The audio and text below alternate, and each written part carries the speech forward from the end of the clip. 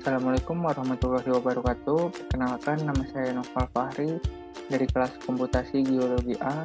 Pada kesempatan kali ini saya akan mereview tugas praktikum minggu pertama dan minggu kedua.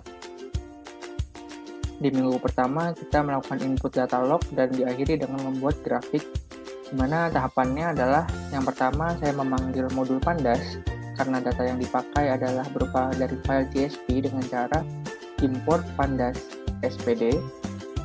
Lalu melakukan sebuah inisiasi di mana ketika saya mengetikkan data, maka yang muncul adalah pandas.read_csv, dan ini adalah nama file data CSV saya, yaitu data_log.csv, bertujuan untuk meload datanya.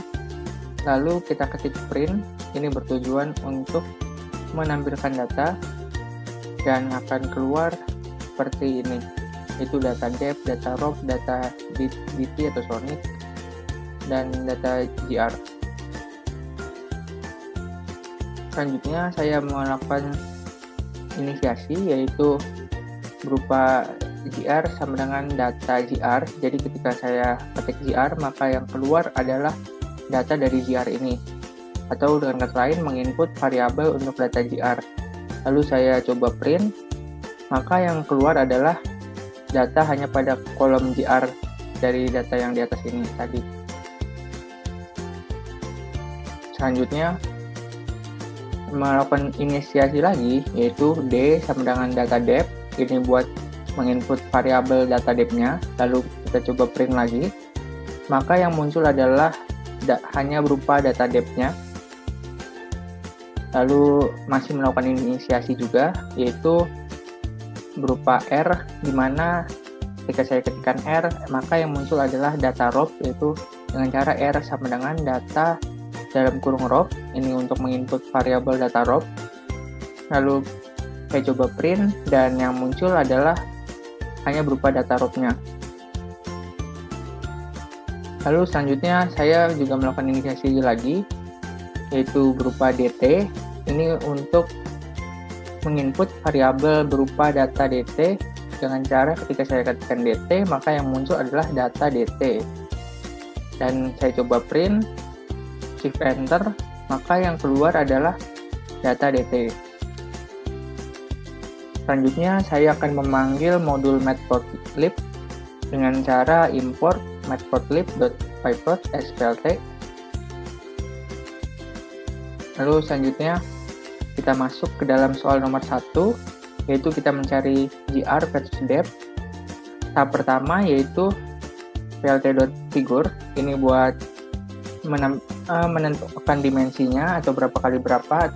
Yang kedua adalah plt.title, ini untuk membuat judul yang saya pakai ini data log versus depth, saya masukkan di dalam sini.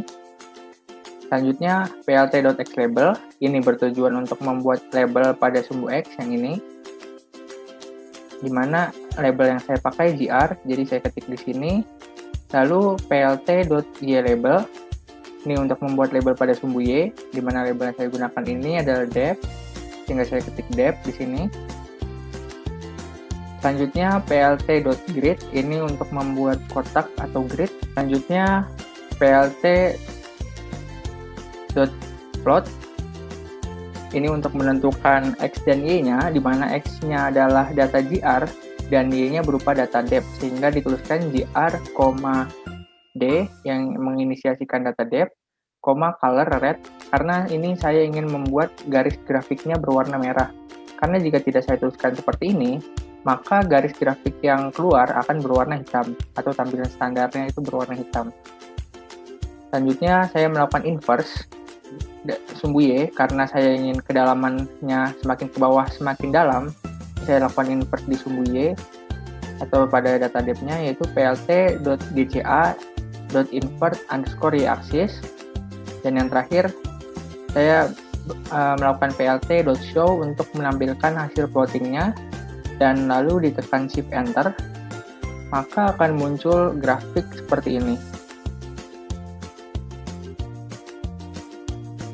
Selanjutnya soal nomor 2, yaitu data row dan depth. Langkah-langkahnya masih sama. Yang pertama plt.figure. Yang kedua plt.title, yaitu buat judul, tapi pada kali ini judulnya data log crop versus depth, jadi saya masukkan di sini. Yang ketiga itu membuat X label, yaitu dengan plt X label, di mana X labelnya rob.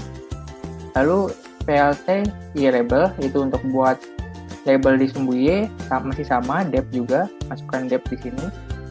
Lalu plt.grid buat membuat kotaknya atau grid. Lalu plt.plot, ini untuk menentukan sumbu X dan Y-nya. Kalau pada soal nomor 2, X-nya adalah rob dan Y-nya adalah depth atau kedalaman. Dan selanjutnya kita masukkan seperti ini, plt.plot R, D yang menginisiasikan depth, R menginisiasikan rob, color sama dengan red, ini sama karena saya ingin membuat garis grafiknya merah.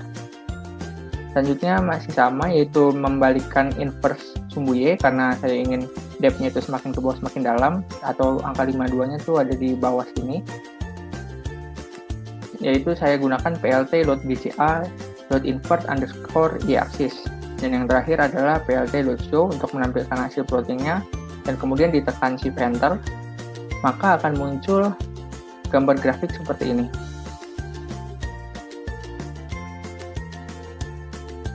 Baik, selanjutnya soal nomor 3, yaitu data DT versus kedalamannya, depth. Pertama masih sama, plt.figure, dan selanjutnya sama, yaitu membuat judul, hanya saja judulnya pada kali ini data log DT versus depth, sehingga saya masukkan di dalam sini. Yang ketiga juga sama, itu membuat label pada sumbu X. Dan soal nomor 3, label di sumbu X-nya adalah DT, sehingga saya tuliskan DT di sini. Lalu yang keempat, kita membuat label pada sumbu Y, di mana label di sumbu Y-nya adalah depth, jadi kita tuliskan di sini. Selanjutnya, kita membuat kotak atau grid dengan cara plt.grid. Lalu selanjutnya plt.plot, ini kita untuk menentukan X dan Y-nya, di mana pada nomor 3 ini X-nya adalah DT atau data sonic, dan Y-nya adalah kedalamannya. Jadi kita tulis DT yang menginisiasikan data DT, kemudian koma D yang menginisiasikan data depth, kemudian koma color sama dengan red, ini sama untuk membuat garis grafiknya berwarna merah.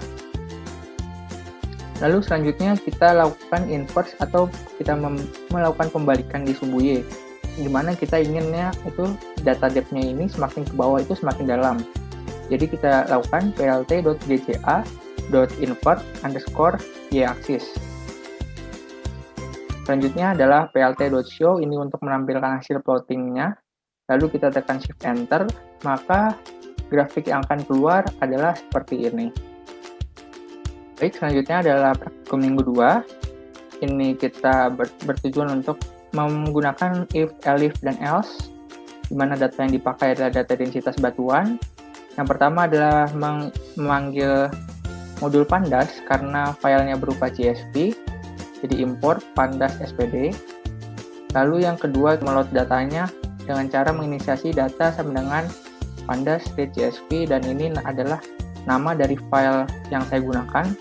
Lalu kita print, maka akan keluar seperti ini. Lalu selanjutnya kita melakukan inisiasi, di mana jenis underscore batuan sama dengan input tulisan jenis batuannya sama dengan, lalu melakukan inisiasi nilai underscore densitas sama dengan input nilai densitas batuan sama dengan. Ini input di sini bertujuan untuk mengembalikannya dalam bentuk data string. Selanjutnya nilai underscore densitas sama dengan float. Ini bertujuan karena data densitas yang kita pakai adalah desimal, sehingga kita perlu pakai float di sini. Lalu kita lakukan if jenis batuan sama dengan batu metamorf, karena yang pertama saya akan cari adalah batuan metamorf. Lalu melakukan if lagi, nilai underscore densitas, masukkan range densitasnya, ini yang pertama 2.50 sampai 2.70, jadi kita tuliskan seperti ini.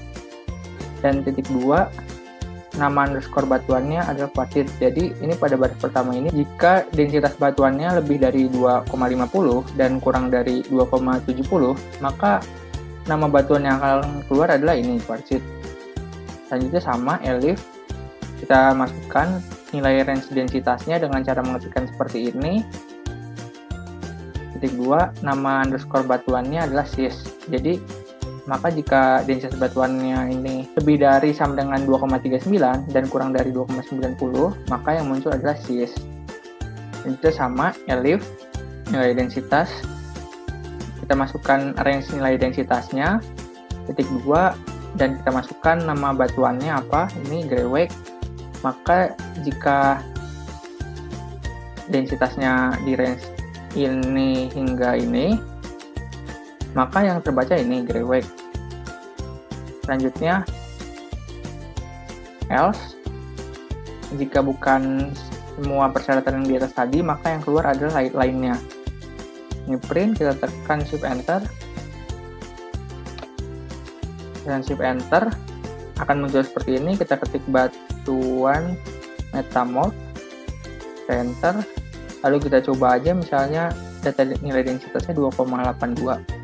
Kita tekan, nah yang muncul adalah cis. Selanjutnya ini untuk batuan sedimen, langkahnya masih sama. Ini yang pertama tahap inisiasi dulu, jangan lupa masukkan plotnya karena datanya juga desimal. Lalu sama yang pertama if, lalu ini karena batuan sedimen, kita tulis batuan sedimen. Lalu pertama-tama juga sama, kita masukkan if, ini nilai range densitasnya berkisar antara ini hingga ini, maka nama batuannya adalah clay. Lalu elif, kemudian kita masukkan range densitasnya dengan cara mengetikkan seperti ini. Titik 2, nama underscore batuan adalah gravel. Lalu elif lagi, kita masukkan range-nya lagi, ini, dan kita masukkan namanya, ini adalah sand, kalau range-nya segini. Lalu masih sama lagi, else, ini kalau bukan dari semuanya, bukan keduanya, maka yang keluar adalah lainnya. Lalu kita print lagi, shift enter, maka seperti ini, kita ketik batuan sedimen, enter aja. Kemudian kita masukkan secara random, misalnya 2,52, lalu kita enter, maka yang muncul adalah clay. Dan yang ketiga, ini untuk batuan beku. Untuk langkah-langkahnya masih sama. Yang pertama itu juga sama, inisiasi. Lalu pertama kita masukkan if dulu, jenis batuannya, karena ini batuan beku, kita tulis batuan beku. Lalu if, ini kita masukkan range densitasnya. Yang pertama ini saya masukkan buat data rhyolite. Lalu elif, kita masukkan range densitasnya dengan cara menuliskan seperti ini, dan kita ketikkan nama batuannya yang kedua ini adalah granit. Lalu kemudian elif lagi. Jadi kalau nilai densitasnya di antara range 2,72 hingga 2,99, maka yang keluar nanti adalah diorit. Dan yang terakhir adalah else. Ini jika nilai densitas yang dimasukkan tidak terdapat pada semua range yang ada, maka yang keluar adalah lainnya. Lalu kita print, kita coba shift enter ini. Nah, kita masukkan batuan beku, kita enter. Kita coba misalkan 2,82, lalu kita tekan enter. Nah, lalu yang muncul nama batuannya adalah diorit. Sekian penjelasan praktikum minggu 1 dan minggu 2 dari saya. Kurang lebihnya mohon maaf. Assalamualaikum warahmatullahi wabarakatuh.